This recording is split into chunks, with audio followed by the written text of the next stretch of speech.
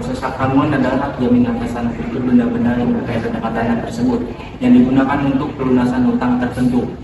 Proses pembentukan hak tanggungan melibatkan beberapa tahap yang diatur dalam Undang-Undang Nomor 4 Tahun 1996 tentang hak tanggungan.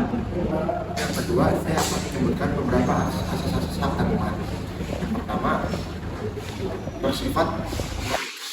Yang kedua, dapat dialihkan atau dipindahkan. Yang ketiga, bersifat individualit.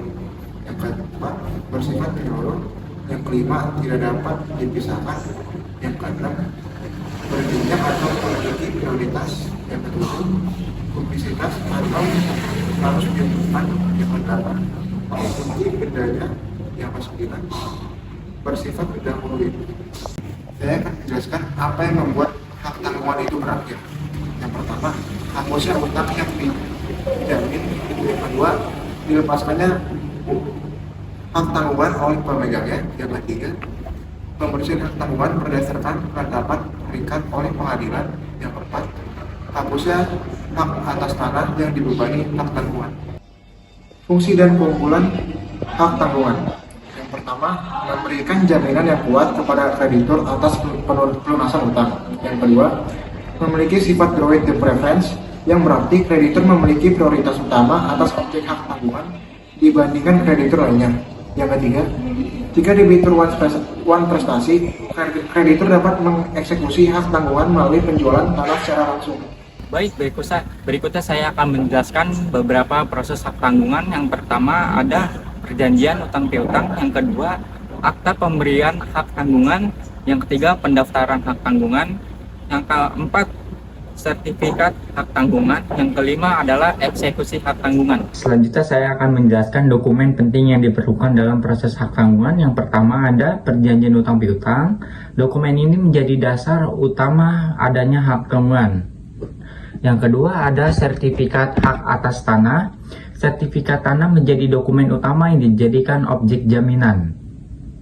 Sertifikat tanah harus sah atas nama debitur pemberi hak tanggungan. Jenis sertifikat yang bisa dibebani hak tanggungan, yang pertama ada sertifikat hak milik atau SHM, yang kedua sertifikat hak guna bangun atau SHGB, yang ketiga ada akta pemberian hak tanggungan atau yang disingkat PPAT, mencakup data tanah, nomor sertifikat, luas, lokasi. Yang kedua, nilai utang yang dijamin dengan hak tanggungan data para pihak.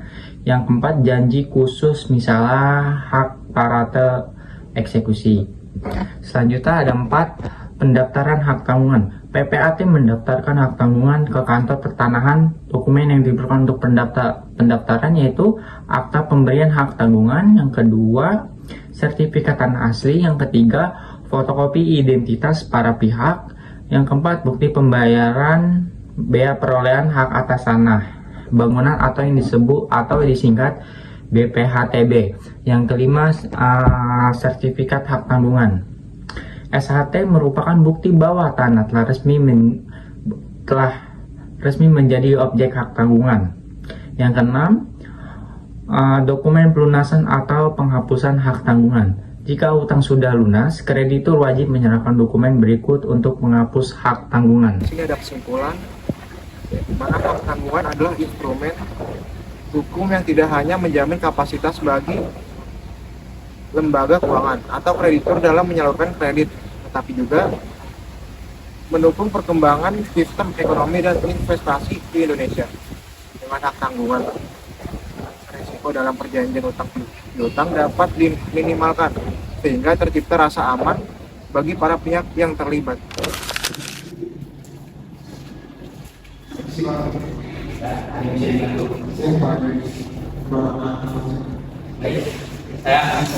Saya akan mengajukan terlebih dahulu.